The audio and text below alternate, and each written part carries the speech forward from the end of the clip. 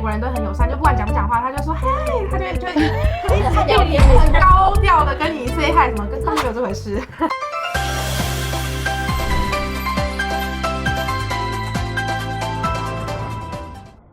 今天又到我们顾问来了的单元，那我们今天要分享就是不论你是去游学还是旅游都会遇到的文化问题。今天一样是邀请到去过各个不同国家的同事们来分享他们对于不同国家的文化冲击还有印象。常进人是上次有参加的 Karina。Hello， 大家好，我是常进人 Karina。那我以前呢也有在爱尔兰打工游学8个月的时间。第一题，你们出发前对于要去的国家有特别的印象吗？3、2、1。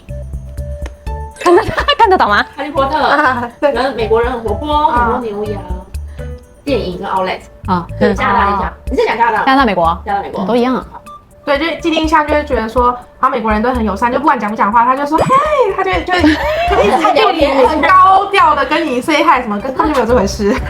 就有一部分是算友善，但是为什么我觉得英国也是这样？我们很多人去就是那边，至少我遇到的美国同事，就其实不怎么友善的也有。或者是说话不多的也有，只基本上还是看你个人给他们的感觉。但如果你就是该有的礼貌有，然后亲切有，他们还是相对的说会蛮热情的这样子。当初去纽西兰就想说它也是英系国家，应该可以看很多漂亮的教堂啊，然后就是古建筑啊什么之类，但纽西兰都没有。纽西兰真的比较少，就是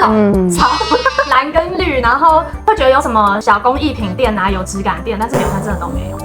就是很阳春。对他们只有你感觉比较适合去欧洲。有点像翡翠的东西，但就是非常简单暴力，没有什么美感啊。所以市中心的电影是比较偏无聊那一种。对，就是有点逛不起来，而且你在那边会默默的没有容貌焦虑，大家都会乱穿，大家都乱穿，化妆、素颜，没错。我原本以为我会艳遇，这是落差最大的，完全没有，一个都没有，也没有人跟我搭讪，也没有人跟我讲话，也没有帅哥，这是我觉得很挺失望。你不是说上语言学校有一个很香的梦幻180、190那种，然后金发碧蓝眼睛那种，就是但是那个就是太小，我是说正常正常的面，就是符合对，就是可以吃个饭或者是逛个街，可以 dating 一下的，干嘛 ？OK。结果语言学校完全没有，在路上也没有，美国也没有，就都没有，失望透顶，就是落差很大。你呢？你说落差吗？我觉得还好出发前好像印象中就是这样子。哈利波特就是那样子，但也不是人像哈利波特，是他的就是整个街景啊，然后还有比如说讲话的口音之类的，对，就是这样子。对，店里面的时候，然后店员会非常非常高八度的，然后跟你打招呼，对，嗨，对，类似这样。对，其实大部分的英国人都还蛮有礼貌的，在街上只有 Annie 能回应，因为他也高八度，我超会来，你回一下，回一下。第三题，举出一个你觉得当地人最奇怪的习惯。3、2、1，你说的不穿鞋，就是室内，没有室外不穿鞋。我觉得纽澳很多人走在路上不会穿鞋，就是在炎热那种30几度的天气。对，我记得我后妈就是我刚坐计程车到我后妈家的时候，她出来迎接我的时候就没穿鞋，她很想从家里，她就抱着一只狗，嗨，然后就没穿鞋，然后走在那个柏油路上，又把我拖到行李箱。然后百货公司里面也有人不穿鞋，而且百货公司不穿鞋比较奇怪，我觉得。大人，不过柏油路也很奇怪，而且我试着好刺，我没办法走柏油路，会不会脚底太厚？对，他们脚皮可能比较厚，没在修，有训练过。然后他们另外一点就是他们超爱钓，真的，我身边的朋友只要住过纽西兰一段时间，他们的 Facebook 或者是 IG 一定会有一张拿着鱼的照片，就应该去钓一下，就是很奇怪。你有钓吗？我没有，但不论年轻的老的，他们都会有。我有钓螃蟹，在灯塔下面，对，就是晚上，不是美国，我朋友说走钓螃蟹，我说钓螃蟹要拿一个这样子，他给我买那个鸡肉，就是鸡腿这样生的，然后把它夹起来，然后放下去，真的有螃蟹一堆爬在上面呢。哦天哪，那你把它带回家了？吃掉，你把它吃掉了 ，Oh my god！ 直接把螃蟹吃掉了，好新鲜哦。然后穿鞋进，对我想到，因为刚好你讲这个不穿鞋也有，美国就是偶尔就会穿，他们也没有什么落尘区，他们就直接把鞋子穿到床上，直接躺着也是穿鞋，所以这超级奇怪的。可是我家里也是吗？你看外面不穿鞋，然后里面穿鞋。可我的意思说，饭店好像是这样，自己家里也是嘛，自己家里也是。对。从家里出去他就不穿鞋，然后从外面进来就穿进去，也就是懒得脱鞋跟懒得穿鞋，变成吸在脚上。那他洗碗巾是什么？洗碗巾其实我自己没有遇过，但是我自己知道是英国人好像洗碗的时候，因为不是会有海绵吗？然后就会有洗碗巾挤在上面嘛，他们用完之后是不会洗干净。台湾也留在海绵上吗？对啊，然后继续洗。你刚刚是说台湾人也有这样吗？对啊，没有，而且渣嘛，没有，而且我之后没渣就不用啊，继续留着。对啊，它就清洁剂啊。可是水在里面会滋生细菌的，是没错啦，但是那你那个永远都是好像还是用洗碗机，然后会用洗碗巾，他们也不会 care 那洗碗巾有没有冲干净之类。我没有遇到过，但是我有听别人提过这件事，然后我觉得哦很神奇。但我的确也是在爱尔兰说出国前，我也是在台湾洗完你要什么挤干净，我也是。到那边因为做的是 share house 啊，然后国外大家有些人都比较省一点，对，他们真的就是挤完之后洗完想说哦还有泡泡，所以其实可能跟个人生活习惯有关啦。确实不一样。但是你最喜欢或者最讨厌这个国家一个点？3、2、1，动物森友会。就是这是我喜欢留下一个原因，因为我觉得他们每个人真的都很善良，善良到很像动物森友会里面的人，居民都是互相帮助。对，你需要帮助的时候，他们都很热情，或者他们会主动问你需要什么，然后我就觉得他们都超可爱的，可能老人家也好可爱，小朋友也好可爱。然后我最不喜欢就是刚刚讲到他们没有任何一点手工艺品，没有什么美感。就我那时候是，我记得我那时候好像是戴的戒指，有一个不小心掉到水沟里面还是什么，就是想买一个一模一样的或类似的戒指，然后它就很像那种精工自己去做戒指的。然后我就到处找都找不到，就是那种很宽很丑的。然后唯一找到有手工做戒指的店是在墨尔本，最近的在墨尔本。也还要去另外一个国家那艾莎最喜欢精品便宜，你在那时候当代购嘛？不是因为加拿大有说嘛，因为我那时候男朋友他都玩自己的啊，我就很可怜啊，所以我假日都会跑到那个 Outlet， 因为 Outlet 其实坐 Skytrain 就可以到了。平日先开好那 IG 的团，就是有没有人要什么牌子，我6日会去，所以我每个6日基本上都会去，然后捡到很便宜的东西。所以其实你周末都在工作对啊，都没有出去玩，没事啊，可以去其他地方玩啊。我该去的都去了，然后一个人觉得也没什么好去，就是这样吧，就是还不如赚钱。为啥？公车很挤哦。对啊，就是上课的时候，就是尖峰的时候，那虽然公车很长很大，没错，但是超挤。挤到就是很不舒服，然后有时候那边会下雨什么的嘛，湿什么，然后就有人跟你黏在一起，然后什么的，然后就是他们可能穿雨鞋或者穿防水雨衣那种，直接穿上去就觉得没差，有点像你坐公车有人穿雨衣站在你旁边那种感觉，然后我就觉得很不爽，因为我真的不喜欢别人碰到我。然后他那个刹车，那个公司司机跟台湾有得拼，就是他们刹车就是只给你急刹，然后全部人就这样子，然后回来，对，一定撞到，撞不撞得到，就是很我非常讨厌这样。美国的话，做自己就好，脏乱。做自己就好，因为真的没有人 care 你。就好比以身材容貌焦虑好了，你就算很胖，然后你穿了一个大比基尼，也没有人会说你怎么样，大家还是会很友善的去看待你做的任何一切，或你的装扮其实都 OK， 就是真的是一个做自己就好，可以很有自信的一个国家。我觉得洛杉矶那边真的就是地铁都会有尿骚味，然后全部都是尿渍、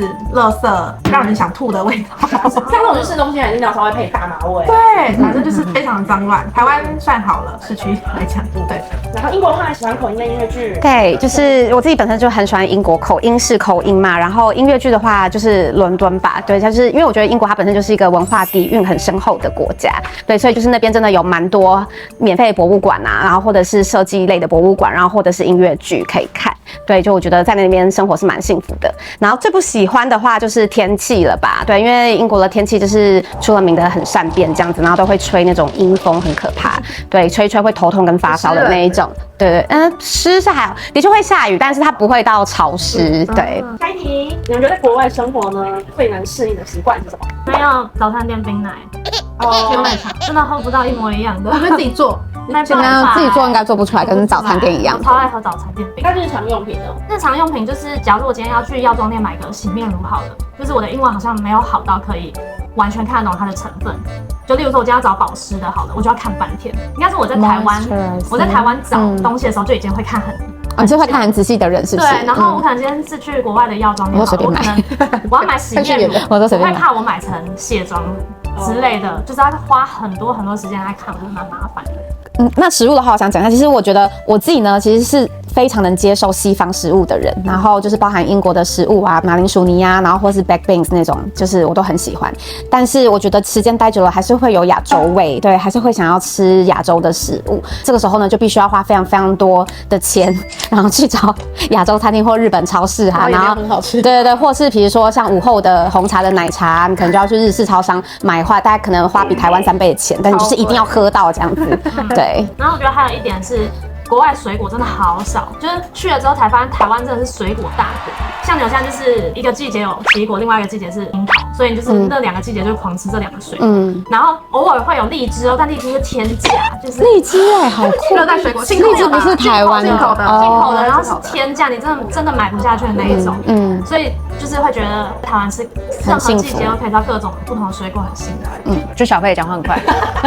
就小费没要收小费，太贵啦，因为没服务到。台湾可能真的有服务到，但他们那个就只是放上去，然后这样就要收小费，递那个菜单，对对，就这样而已。然后再来就是讲话很快，难适应。就是有些虽然说没有什么口音，但是他太快的在一起。我觉得美国人讲话通常都会比较快，而且他们会有自己的俚语，就是什么之类的，就是本身的习惯吧。对啊，所以我们就我怎么知道？对啊，其实你外国人学中文搞不好听不懂台湾。可是普遍来说，英国人讲话会慢一点点。你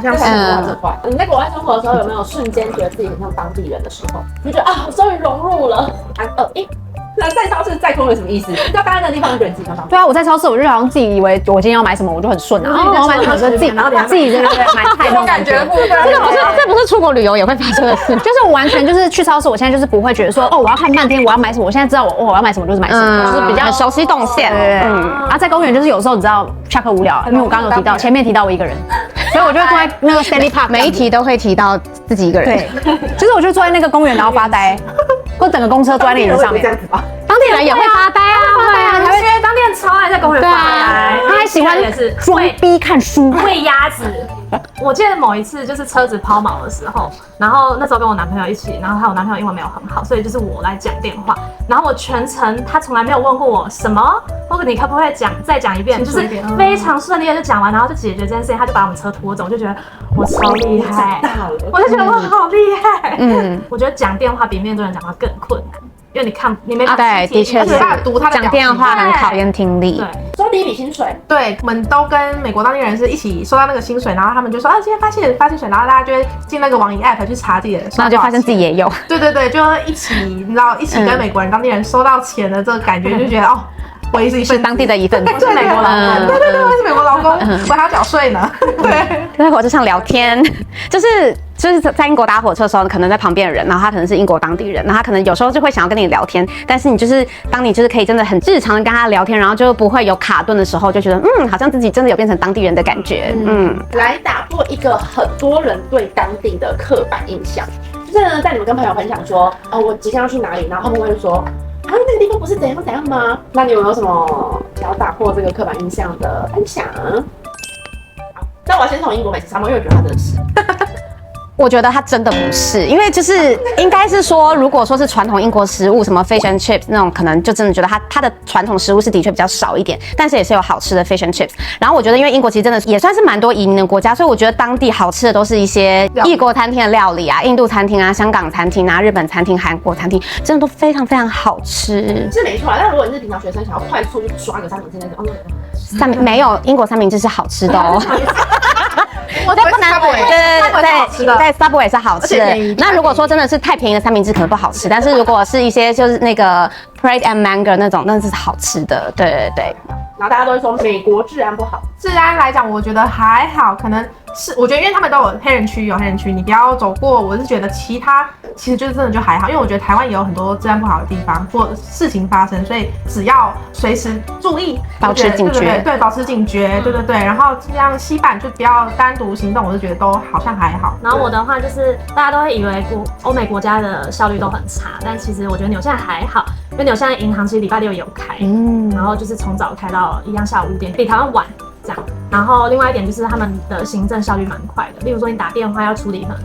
罚单啊，或者是一些税务的问题，他们都是马上可以帮你做解决，所以我其实觉得他们的效率还不错，很好，然后工作态度也很好。那加拿大其实华人，他们大家都会说温哥华华人很多啊，然后温哥华什么可能去国外会歧视啊，就通常都会一直讲这个东西，只是觉得说华人多，但是华人会在华人区，就香港区或者是什么南美区，就是菲律宾区之类，就很明显。但是你在市中心一定会遇到，那他们其实正常来说，他跟人家对话，他还是用英文啊，就是不会像说去澳洲一样，就路上可以听到说，今晚吃什么啊的那种，就是中文。就是没有那么频繁，然后歧视，我觉得你自己不要觉得他歧视你，你就不会觉得被歧视。这倒是真的。对，所以我觉得大家不要太敏感，就是歧视这个东西。对。好，来，进到最后一题，去这个国家的人一些建议，比如说有没有营养先学会的词语或者行为，让你可以更快融入当地，不会出糗？建议，3、2、1。对，就是因为我觉得在台湾的话，从小大家接受的英语教育就是还是美式口音为主，跟英式的确还是会有点差别。对，所以就是如果你一到当地的话，如果你都没有先提前适应的话，可能会有一点点难以融入，或是可能听不懂老师在讲什么之类。比如说像英国的的音呢，他们其实会发就比较不会就是整个卷上去。对，所以就是可以先提前适应看看，多看看英国影集。不一样的接受不一样。我觉得，因为刚才有问到一题说最难忍受文化，我是觉得没有，因为我自己个人就是一个放宽心，因为我就是台湾人啊，我到不同国家当然会有很多没办法适应或者不一样的东西，可是我就秉持这个心态，所以所有任何奇怪，我认为啦，我奇怪文化或者举动，我都会很全然的接受。你只要带着这个心态去，你看什么都会觉得说，哦，就是不同国家，没有什么对或错，或者是没有什么一定要按照你自己亚洲人的规矩走或怎么样，就是接受各种不同文化，然后尊重就好了。然后我这边的话是想教大家一些去纽西兰很常听到的词 ，Kia ora 就是他们毛利语的你好，就是就算是你进去一间店，店员不是毛利人，他可能只是普通的白人，他也可能会跟你讲这个，就怕有些人听不懂。Kia ora，我也不知道。对，好像骑什么东西？你是台语吗？卡欧都拜吗？然后第二个是 no worries， 就是有人跟你说谢谢的时候，发现没有人在说 you are welcome。哦，英国也不会这样，会讲 no problem 或是 no worries。对，所以我第一次讲出来的时候，那个人还看了我一眼，然后我觉得很丢脸，因为这是台湾人教的英文，所以其实比较多人会讲 no worries。然后 sweet 的话就是他们的太棒了，或者什么，像我后妈就很常讲，我跟她讲说什么这个也可以吃，她说哦 sweet 这样，对，就是蛮好用的几个词。Candy Crush 也会说 sweet， 对，学校的音效。sweet， 我就觉得它就是 Candy Crush， 对吧？Candy Crush 是纽西兰出的吗？哦，是吗？不是，但他们有很多有的没的这种汉词。那英国人很喜欢讲 lovely， 对，他们就叫 lovely， 对，加拿大的话是，反正就是我觉得你都出国了，不管去哪个国家，不会就问，不要浪费时间在什么我自己找可以什么之类的，因为你不是去玩，你是可能去读书或什么之类的，资料是一定要找，但是我觉得你们不要硬撑着，一定要自己找完所有东西，这太浪费时间，太阳下山很快。时间就是金钱，所以直接问 ，OK。然后再来就是面对事情不要害怕，就像我那 SOS， 就是我也很怕，但是我还是去面对去做那件事情，虽然我觉得很丢脸，但是是有用的，所以影集也是有用，多看一点影集。那以上内容就是我们这一次分享各个不同国家的文化冲击的议题。那如果你有什么主题是想要我们下次拍的，那也可以在下面留言给我们哦。那喜欢我们的话，请帮我们按赞、订阅、加分享哦。那我们下次再见喽，拜拜，拜拜。